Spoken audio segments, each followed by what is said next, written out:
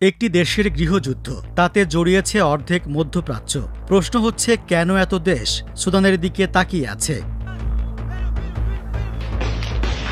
সুদানে চলছে ১.৫ বছরেরও বেশি সময় ধরে ভয়াবহ গৃহযুদ্ধ। এই যুদ্ধে প্রাণ গেছে ১.৫ লাখেরও বেশি মানুষের। বাস্তুচ্যুত হয়েছে কোটি মানুষ। লুটপাট, অপহরণ, যৌন সহিংসতা সব মিলিয়ে দেশটি এখন এক মানবিক বিপর্যয়ের মুখে। এই যুদ্ধটা কেবল দুই জেনারেলের লড়াই নয়, বরং এর পেছনে রয়েছে বিদেশি শক্তিগুলোর জটিল স্বার্থের খেলা। গৃহযুদ্ধ শুরু হয় সুদানের সেনাবাহিনী এবং আধা সামরিক বাহিনী র্যাপিড সাপোর্ট ফোর্সেস বা আরএসএফ এর মধ্যে। দুই পক্ষের নেতৃত্বে আছেন দুই প্রতিদ্বন্দ্বী জেনারেল, দেশটির কার্যত president Abdel Fattah al Burhan এবং আরএসএফ প্রধান মোহাম্মদ হামদান দাগালো, যিনি হেমেতি নামেও পরিচিত। তবে এই দুই নেতার মধ্যে লড়াই যতটা ব্যক্তিগত, তার চেয়েও বেশি আন্তর্জাতিক স্বার্থের টানাপোড়েন।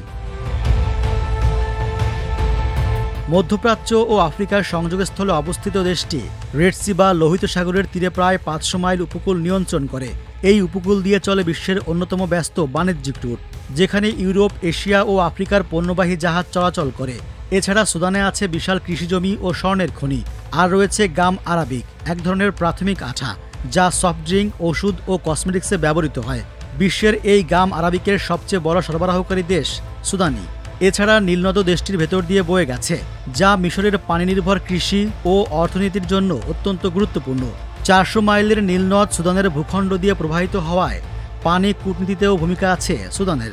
অবসরপ্রাপ্ত মার্কিন কূটনীতিক চার্লস রে বলেন, যে দেশ সুদানকে নিয়ন্ত্রণ করবে সে আফ্রিকার বৃহত্তর অঞ্চলে প্রভাব বিস্তার করতে পারবে। সুদানের যুদ্ধ থামাতে যুদ্ধবিরতির চেষ্টা করছে যুক্তরাষ্ট্র, সংযুক্ত আরব আমিরাত, মিশর ও সৌদি আরব। কিন্তু এই দেশগুলোর বিরুদ্ধেই অভিযোগ আছে তারা সুদানের সংঘাতে ভূমিকা রাখছে। এমনকি অভিযোগ আছে দেশগুলো সুদানে অস্ত্র সরবরাহ, আর্থিক ও লজিস্টিক সহায়তা এবং কূটনৈতিক সমর্থন করে। ফলে গৃহযুদ্ধ শুরু হলে বিদেশি শক্তিগুলো কার পক্ষে দাঁড়াবে তা নির্ধারণ শুরু হয়। এর মধ্যে সংযুক্ত আরব আমিরাতের বিরুদ্ধে অভিযোগ আছে দেশটি আরএসএফকে অস্ত্র সরবরাহ করছে। বাইডেন প্রশাসনও আরএসএফের সঙ্গে কিছু গালফভিত্তিক কোম্পানির সম্পর্কের প্রমাণ পেয়েছে।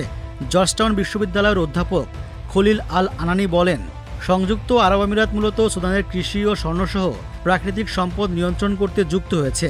পাশাপাশি তারা সুদানে একটি সফল গণতান্ত্রিক পরিবর্তন দেখতে চায়, যদিও এসব অভিযোগ অস্বীকার করছে সংযুক্ত আরব আমিরাত। অন্যদিকে মিশর সমর্থন দিচ্ছে সরকারি বাহিনী বা সেনাপ্রধান বুরহানকে, কারণ নীলনদ এবং রেড সির নিরাপত্তা মিশরের জন্য অত্যন্ত গুরুত্বপূর্ণ। বুরহানের নেতৃত্বাধীন সেনাবাহিনীর সঙ্গে কূটনৈতিক যোগাযোগ রাখছে কায়রো। তবে মিশরের সমর্থনটা খুব জোরালো নয়, কারণ অর্থনৈতিকভাবে তারা সংযুক্ত আরব আমিরাতের উপর নির্ভরশীল। সৌদি আরব বলছে তারা নিরপেক্ষ। তবে বিশ্লেষকদের মতে রেড সি উপকূলের স্থিতিশীলতা রক্ষার স্বার্থে রিয়াদ ও সেনাবাহিনীর দিকেই বেশি ঝুঁকে আছে। সৌদি আরব চাইছে লোহিত সাগর বরাবর তাদের বিনিয়োগ এবং বন্দর সম্পর্কিত প্রকল্প যেন কোনোভাবেই ক্ষতিগ্রস্ত না হয়। ইউক্রেনের যুদ্ধের মধ্যেও রাশিয়া সুদানকে আফ্রিকায় প্রভাব বিস্তারের একটি সুযোগ হিসেবে দেখেছে। যুক্তরাষ্ট্র অভিযোগ করেছে রাশিয়া সংঘাতের দুই পক্ষকেই ব্যবহার করছে নিজের স্বার্থান্বেষী রাজনৈতিক উদ্দেশ্য হাসিলের জন্য। এছাড়া এর আগে সিএনএন জানিয়েছিল আরএসএফকে ক্ষেপণাস্ত্র সরবরাহ করত ভাড়াটে গ্রুপ ওয়াগনার। যুক্তরাষ্ট্র বরাবর যুদ্ধবিরতি আহ্বান জানিয়েছে, তবে বিশেষজ্ঞরা বলছেন পশ্চিমা শক্তিগুলোর লক্ষ্য মূলত রাশিয়া ও চীনের প্রভাব ঠেকানো। তারা চায় সুদান যেন এমন এক সরকারের হাতে থাকে যারা পশ্চিমা স্বার্থের সঙ্গে সামঞ্জস্যপূর্ণ থাকবে।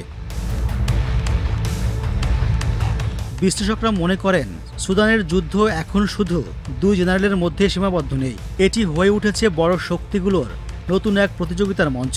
একদিকে গৃহযুদ্ধের আগুন, অন্যদিকে বিদেশি শক্তিগুলোর তেল, স্বর্ণ ও কৌশলগত স্বার্থের প্রতিযোগিতা।